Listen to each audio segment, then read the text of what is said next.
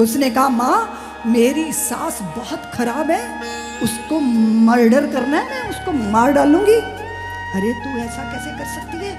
तो अपने पिता के पीछे लग गई। पिताजी आप तो वैद्य हो, वो बड़ी कुलच्छणी है मेरी सासू, उसको निपटाने का कोई तरीका बता दो।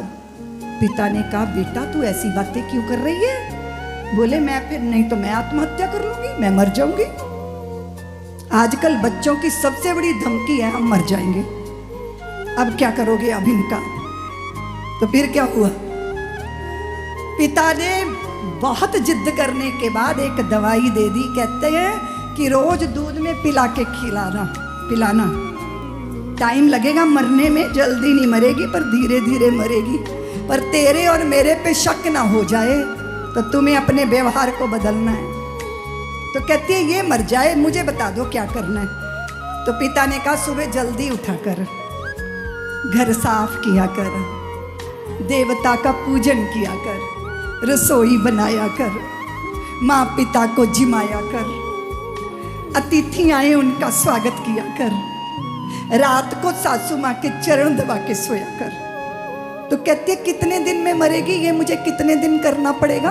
बोले बस 2 महीने में निपट जाएगी। हाँ कहती है 2 महीने में तो मैं कर लूंगी ये ड्रामा। पुड़िया में बांध दी, जहर थोड़ा थोड़ा रोज देना है।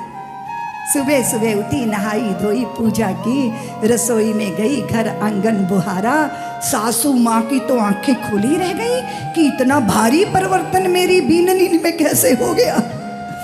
रात्रि को चरण सेवा कर रही है। और जब सासू ने अपनी बहू की सेवा देखी तो पड़ोसियों को कहा अरे मेरी बहू बड़ी पात्र है, मेरी बीननी तो सुपात्र है। और पड़ोसी आके उस बहू को आशीर्वाद दे, ये सेवा करे वो तारीफ करे। 15 दिन बीते, 25 दिन बीते, सेवा करने की आदत पड़ गई, उन्हें आशीर्वाद देने की आदत पड़ गई। चारों तरफ बहू की प्रशंसा हो रही है। अब रोती रोती भागी अपने पिताजी के पास। पिताजी पिताजी अनर्थ हो गया, अनर्थ हो गया। क्या अनर्थ हो गया? बोले मेरी सासू माँ बुरी नहीं है, वो तो आशीर्वाद देती है, वो तो प्यार करती है, वो तो दुनिया भर से मेरी तारीफ करती है। अब क्या होगा? मेरी सास मर जाएगी, अब उसे बचा लो। तो पिता मुस्कुराए, बोले पुत्री मैंने मारने के लिए जहर नहीं दिया था, तेरी माँ की सेहत अच्छी हो जाए ऐसा चूर्ण दिया था। लेकिन सबसे ज़्यादा बढ़िया चूर्ण मुझे तुझे खिलाना था कि तेरा सद्व्यवहार आए, तेरा कर्तव्य बोध जागे।